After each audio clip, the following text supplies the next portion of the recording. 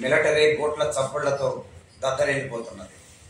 పచ్చటి అడవులు ఆదివాసీ నెత్తుడితో కలిసి రక్తపు ముద్దలుగా గోదావరి నది రక్తం ప్రవహిస్తూ ఉంది. ఆపరేషన్ కగార్ అంటే అంతిమ యుద్ధం పేరుతో భారత ప్రభుత్వం 2024 జనవరి 1వ తేదీన ప్రారంభించినటువంటి యుద్ధం 6 నెలల చిన్నారి పసిబిడ్డ మంగ్లీ హత్యతో ఈ ఆపరేషన్ కగార్ను ప్రారంభించడం జరిగింది. అప్పటి నుంచి ఇప్పటి వరకు దాదాపు 300 మందికి పైగా ఆదివాసీలు కానివ్వండి, అక్కడ ఉన్నటువంటి వాళ్ళకి నాయకత్వం వహిస్తున్నటువంటి మావోయిస్ట్ పార్టీ సభ్యులు కానివ్వండి 300కు పైగా చనిపోయినారు. ఇందులో అధిక శాతం ఆదివాసీలు, అందులోనూ మహిళలు. అంటే ఈ ఆపరేషన్ కగార్ పేరుతో భారత ప్రభుత్వం దాదాపు 12 లక్షల మంది సైన్యాన్ని ఆ ప్రాంతంలో మోహరింపజేసి ఆదివాసీ గూడాన్ని తగలబెట్టి 600కు పైగా మిలిటరీ క్యాంపుల్ని ఏర్పాటు చేసి ఈరోజు ఆదివాసీల్ని అడవుల నుంచి తరిమేసే ప్రయత్నం చేస్తుంది. అక్కడ ఉన్నటువంటి ఖనిజ సంపదని కార్పొరేట్లకు కట్టబెట్టడానికే ఈరోజు ప్రభుత్వం కంకణం కట్టుకుని ఆదివాసీ జీవితాలను ఛిద్రం చేస్తున్నటువంటి పరిస్థితి. నిన్న కాక మొన్న అంటే ఈ నెల 17వ తేదీ ఛత్తీస్గఢ్ ఒరిస్సా బార్డర్లో దాదాపు ఒక 3000 మంది సైన్యం చుట్టుముట్టి కొంతమంది ఆదివాసీలను హత్య చేసింది. అందులో మావోయిస్ట్ పార్టీ సెంట్రల్ కమిటీ సభ్యుడు చలపతి అనేటటువంటి వ్యక్తి కూడా ఉన్నట్లు మనం పత్రికల్లో చూసాం. ఈ చలపతి దాదాపు 70 సంవత్సరాల వయసున్నటువంటి వ్యక్తి, 2 కర్రల సహాయంతో నడిచేటటువంటి వ్యక్తిని కూడా పట్టుకొని విచారించే అవకాశం ఉన్నప్పటికీ అతన్ని పట్టుకొని చిత్రహింసలకు గురిచేసి కాల్చి చంపినటువంటి పరిస్థితి మనం చూస్తున్నాం. ఇంత నరమేధం జరుగుతున్నప్పటికీ ఈ దేశంలో ఉన్నటువంటి ప్రతిపక్ష పార్టీలు కానివ్వండి, లేదా వామపక్ష పార్టీలు కానివ్వండి, పార్లమెంటరీ పార్టీలు ఏవి కూడా వీటి మీద ఒక పన్నెత్తి మాట్లాడేటటువంటి పరిస్థితి లేదు. అంటే అన్ని పార్టీలు కూడా కార్పొరేట్లకు అమ్ముడుపోయాయా అని మేము అడుగుతున్నాం. ఈ దేశంలో ఉన్నటువంటి కొద్దిమంది గిరిజన సంఘాలు, హక్కుల సంఘాలు ఈ విషయాన్ని మాట్లాడుతుంటే వాళ్ళని కూడా ఈరోజు దేశద్రోహులుగా, అర్బన్ నక్సలైట్లుగా ముద్ర వేసే ప్రయత్నం ఈ భారత పాలక వర్గాలు చేస్తున్నాయి. మరి అది బూటకపు ఎన్కౌంటర్ అని మేము అంటున్నప్పటికీ కాదు, మా పైన వాళ్ళు కాల్పులు జరిపితే ఆత్మరక్షణకే మేము కాల్పులు జరిపామని మిలిటరీ వర్గాలు, పోలీస్ అధికారులు చెప్తున్నారు.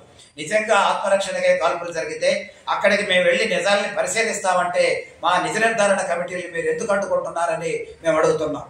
నిజాలు తెలుసుకుంటే మీ పైన అపవాదు కూడా ఉండదు కదా.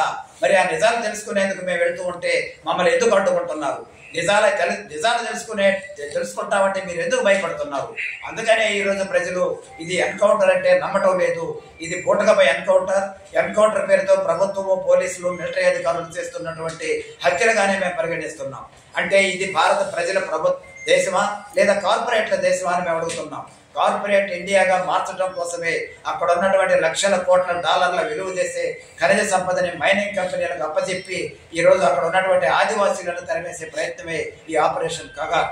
ఈ ఆపరేషన్ కగార్ ఇప్పటికైనా భారత ప్రభుత్వం మేల్కొని మావోయిస్టుల నిర్మూలనకు 2026 మార్చి 31 ముహూర్తంగా నిర్ణయించారు. అంటే మావోయిస్టులు చంపడానికి మీరు ముహూర్తాలు నిర్ణయిస్తారా? 50 సంవత్సరాలుగా మావోయిస్టు ఉద్యమాన్ని నిర్మూలించాలని అనేక మంది అనేక ఆపరేషన్లు చేసి చివరికి ఈరోజు దేశవ్యాప్తంగా విస్తరించిందే కానీ మీరు అణిచివేసింది ఎక్కడా లేదు. అందుకు ఈ దేశం ఈ సామాజిక చలన సూత్రాలను అధ్యయనం చేసినటువంటి పాలక వర్గాలకే ఆ విషయం అర్థమవుతుంది. ఈ రోజు ఉన్నటువంటి పాలక వర్గాలు ఏవి కూడా ఈ దేశ సమగ్రత గురించి, ఈ దేశం యొక్క సామాజిక స్థితిగతుల గురించి ఏమాత్రం అవగాహన లేనటువంటి వ్యక్తులు. వీళ్ళంతా వ్యాపారవేత్తలు, అనేక మంది మాఫియా గ్యాంగ్ లీడర్ల నుంచి ఈరోజు పాలక వర్గాలుగా వచ్చారు. కానీ వాళ్ళకి ఈ దేశం యొక్క స్వభావాల గురించి తెలియదు, ఈ సామాజిక చలన సూత్రాల గురించి తెలియదు, సామాజిక పరిణామ క్రమాన్ని గురించి తెలియదు. అందుకే తుపాకులతో, మిలిటరీతో మావోయిస్టు ఉద్యమాన్ని అణిచివేస్తామంటున్నారు. మావోయిస్టు ఉద్యమం అనేటటువంటిది ప్రజల సమస్యల ప్రాతిపదికగా సమాజంలో ఉన్నటువంటి వైరుధ్యాల పరిష్కారం కోసం ముందుకు వచ్చినటువంటి ఉద్యమం. ఆ వైరుధ్యాలు, ఆ సమస్యలు పరిష్కారం కాకుండా ఆ ఉద్యమాన్ని నిర్మూలించడం అంటే ఆ భావజాలాన్ని మీరు ఎట్లా నిర్మూలిస్తారు? కొంతమంది వ్యక్తుల్ని మీరు చంపొచ్చు, కొంతమంది వ్యక్తుల్ని మీరు జైళ్ళలో నిర్బంధించవచ్చు, కానీ భావాలను మీరు నిర్బంధించలేరు కదా. ఆ భావాలు ఉన్నంత వరకు ఆ ఉద్యమం అది సజీవంగా ముందుకు పోతుంది అనేటటువంటిది 50 సంవత్సరాల చరిత్రలో మనకు అనుభవం అవుతుంది. కాబట్టి ఎప్పటికైనా ఆ మావోయిస్ట్ పార్టీ నాయకులతోనూ లేదా గిరిజన సంఘాల ప్రతినిధులతోనూ మీరు చర్చలు జరపండి, వాళ్ళ సమస్యలు ఏమిటో తెలుసుకోండి. ఆ సమస్యల పరిష్కారం కోసం ప్రభుత్వం ప్రజాస్వామికంగా ఆలోచించాలి. అట్లా నక్సలైట్ సమస్యను మనం తగ్గించవచ్చు. కానీ మీరు చంపేస్తాం, కాల్ చేస్తాం, తొదముట్టిస్తాం అనే హంతక భాష ఈ దేశ హోంమంత్రి గారు మాట్లాడటం అనేటటువంటిది చాలా విషాదకరం. ఇటువంటి హంతక భాష మాట్లాడటం వల్ల సమాజంలో హింస పెచ్చురిల్లుతుందే కానీ శాంతియుత వాతావరణం నెలకొనదు అనేటటువంటిది ప్రజా సంఘాలుగా మాకున్నటువంటి అభిప్రాయం. కాబట్టి ఎప్పటికైనా ఆదివాసీ ప్రాంతాల్లో ఉన్నటువంటి మిలిటరీ క్యాంపుల్ని ఎత్తివేయాలి, అక్కడ ఉన్నటువంటి లక్షల సైన్యాన్ని వెనక్కి పిలిపించాలి, ఆదివాసీ ప్రాంతాల్లో అభివృద్ధి కార్యక్రమాలను వెంటనే అమలు చేయాలి, ఆపరేషన్ కగార్ను ఆపివేయాలి.